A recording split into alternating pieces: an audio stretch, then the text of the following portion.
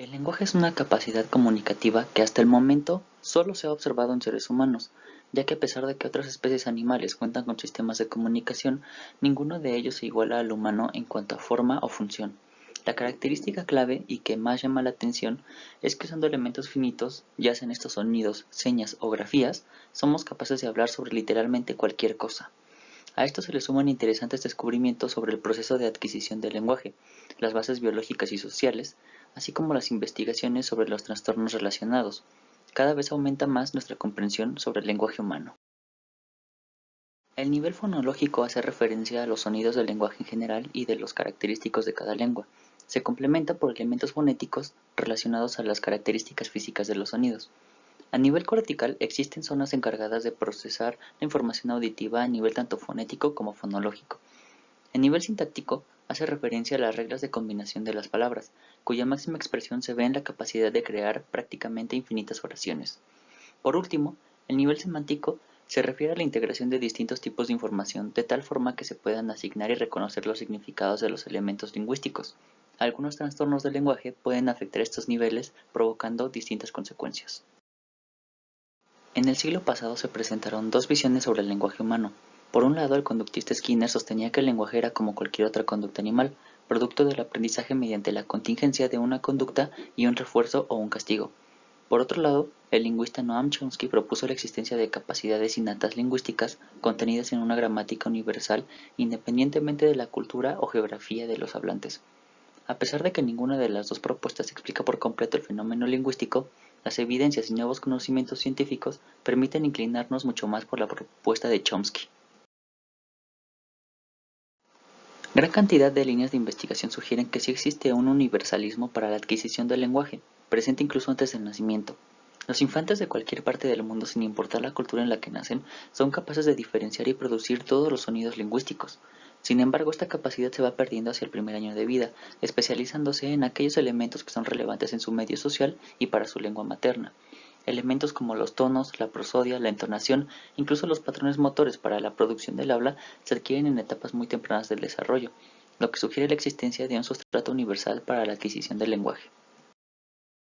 A pesar de que comúnmente entendemos el lenguaje como un proceso auditivo y vocal, la verdad es que el sistema visual también tiene relevancia en la adquisición y comprensión del lenguaje. Este hecho no solo se restringe al reconocimiento facial de los patrones motores del habla, sino que como lo demuestran estudios con infantes sordos, la comunicación lingüística de forma visomanual y el procesamiento de estos patrones se lleva a cabo en las mismas zonas encargadas del proceso del lenguaje oral. Esto sugiere que el procesamiento de información lingüísticamente relevante va mucho más allá de la modalidad perceptiva en que ingresa al sistema.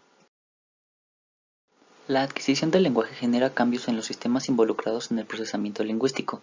Dentro de estas observaciones encontramos que la especialización hemisférica izquierda para funciones lingüísticas emerge con la edad y la experiencia. También sabemos que adquirir una segunda lengua pasado el periodo de pubertad resulta más complicado y activa áreas cerebrales distintas que el proceso de adquisición del lenguaje. Aunado a esto, se ha observado que zonas frontales activadas durante tareas lingüísticas son diferentes dependiendo de si se trata de la lengua madre o una segunda lengua. También se ha descrito la existencia de una correlación entre la cantidad de materia gris en el cerebelo y las palabras que los niños de 1 año son capaces de producir.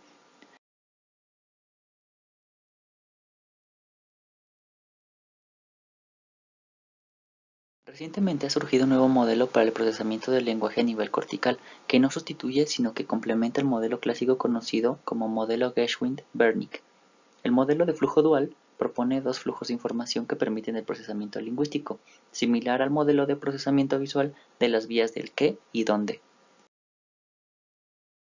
En este modelo, el procesamiento de las características fonéticas comienza de forma bilateral en la corteza auditiva, para posteriormente transmitirla al área de Wernicke, donde se lleva a cabo el análisis de tipo fonológico. El doble flujo comienza a partir de este punto, ya que la transmisión de información se divide de forma dorsal y ventral. El flujo dorsal a su vez se divide en dos vías, una que conecta la corteza premotora y otra al área de Broca. Este primer flujo de información es dominante en el hemisferio izquierdo. La vía dorsal que lleva el flujo a la corteza premotora se relaciona con el mapeo de la articulación de los sonidos del habla, mientras que la vía que lleva al área de Broca se relaciona con la esquematización del significado de los sonidos. El flujo ventral solo conlleva una vía, que conecta el área de Wernicke con la de Broca, pero agregando información de otras zonas como los giros temporales medial anterior y superior. Esta vía transmite información para la comprensión auditiva, lo que conlleva un análisis de mayor complejidad, como la discriminación de significados mediante análisis gramaticales.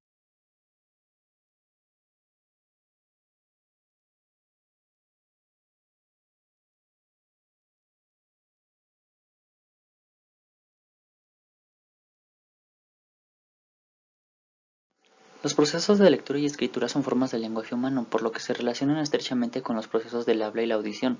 Sin embargo, en la lectura y escritura se emplearán representaciones gráficas a las que arbitrariamente, por convención social, asignamos los sonidos de cada una de las lenguas. Cada proceso involucra diferentes zonas corticales.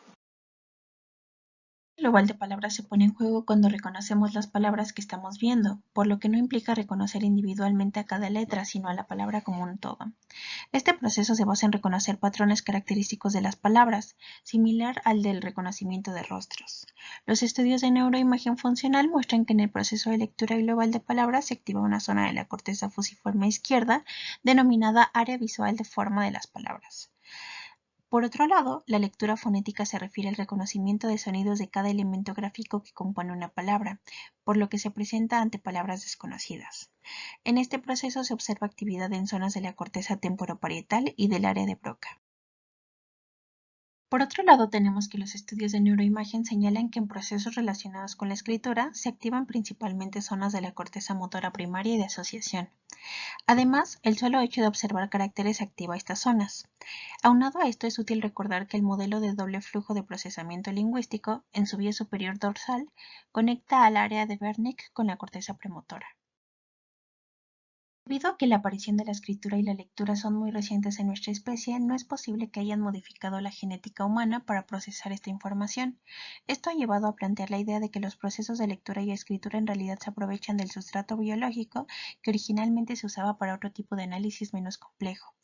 Es por esto que se piensa que las grafías que observamos en diferentes sistemas de escritura son abstracciones de objetos que para el sistema visual humano son fáciles de reconocer y procesar.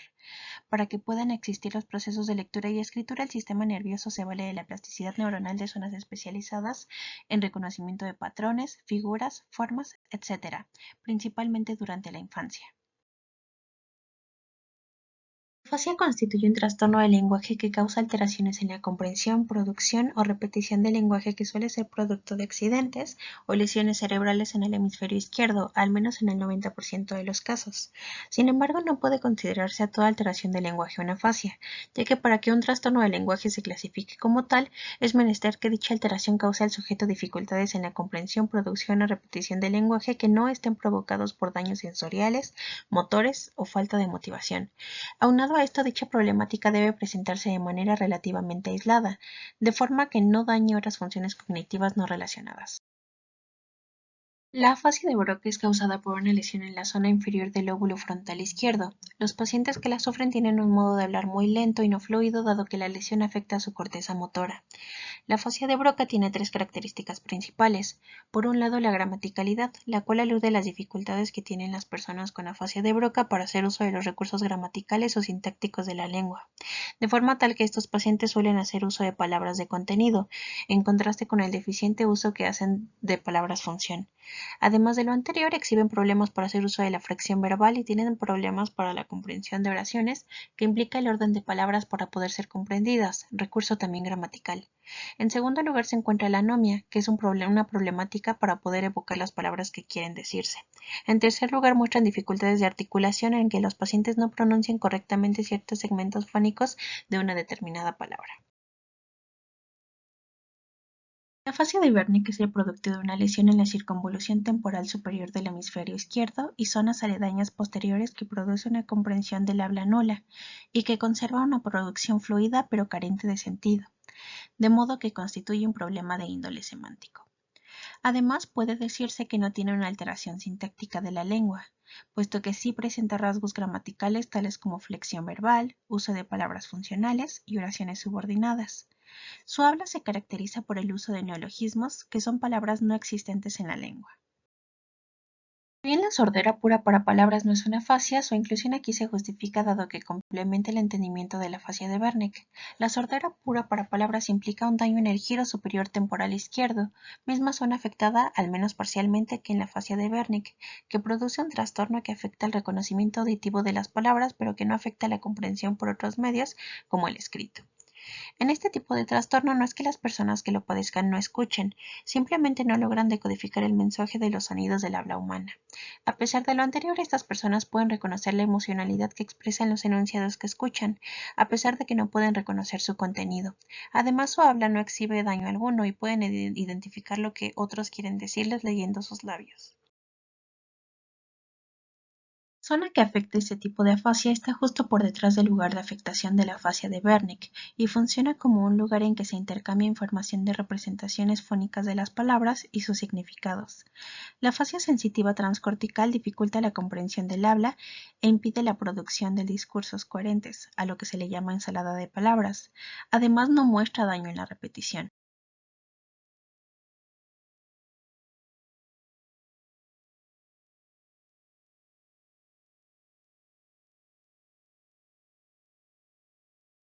La afasia de conducción es un trastorno provocado por un daño en la zona inferior del lóbulo parietal izquierdo que alcanza la sustancia blanca subcortical y logra dañar el fascículo arqueado.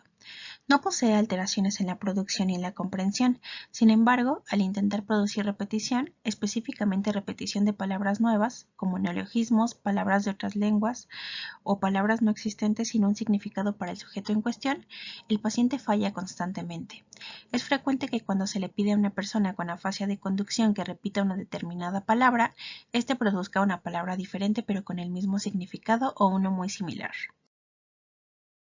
La afasia nómica es un tipo de trastorno del lenguaje que se identifica por tener una anomia casi completa de clases de palabra como sustantivos y verbos, pero especialmente sustantivos.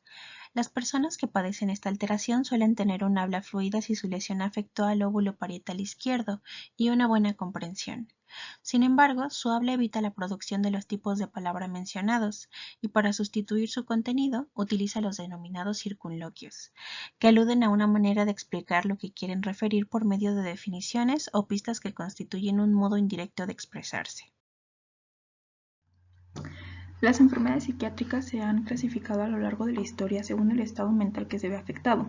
Puede ser la cognición, el afecto, la inteligencia o la conducta social. Y estas 4 afectaciones principales delimitan la clasificación de las enfermedades mentales en los siguientes grupos: trastorno de cognición, trastorno del estado de ánimo, trastorno de aprendizaje, memoria e inteligencia y trastorno del comportamiento social. Esta clasificación se le debe al trabajo realizado por Emil Kraepelin.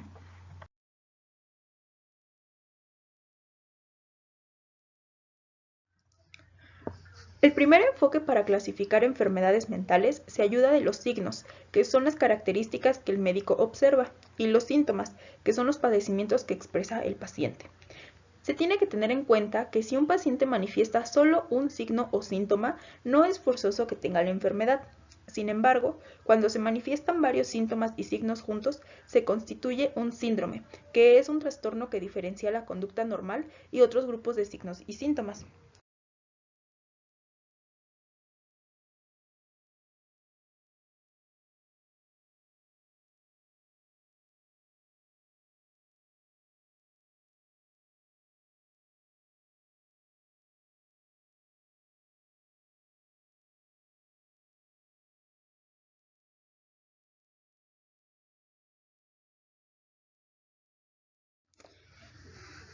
La esquizofrenia es un trastorno del pensamiento que ataca alrededor del 1% de la población mundial y es más frecuente y grave en hombres que en mujeres. Por otro lado, el trastorno esquizotípico de la personalidad es considerado una forma más leve de la esquizofrenia y se presenta en el 2 a 3% de la población general. Actualmente no se conoce con certeza las causas de esta enfermedad. Sin embargo, en la literatura se mencionan agentes genéticos, exposición prenatal a virus como el de la gripe y uso de drogas como el PCP.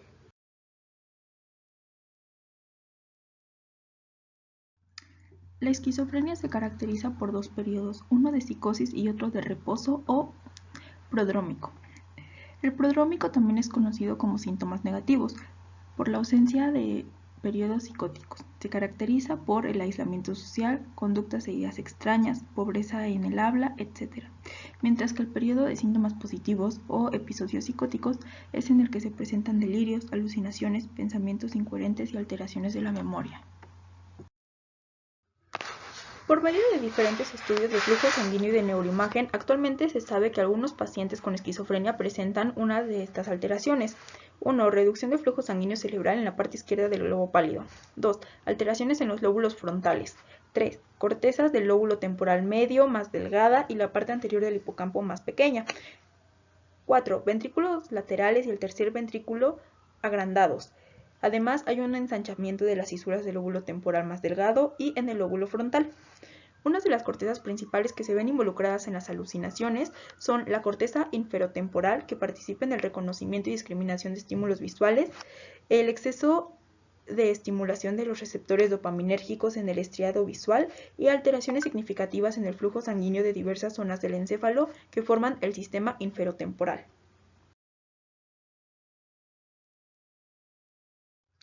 El tratamiento principal para la esquizofrenia son una serie de medicamentos llamados antipsicóticos que van a disminuir las recaídas y los episodios psicóticos. Para esto existen dos tipos, los antipsicóticos atípicos como la clozapina y la risperidona, que son mejores para tratar los síntomas negativos. Estos van a trabajar sobre los receptores dopaminérgicos D3 y D4 expresados principalmente en el sistema límbico, la corteza y en menor cantidad en los ganglios basales.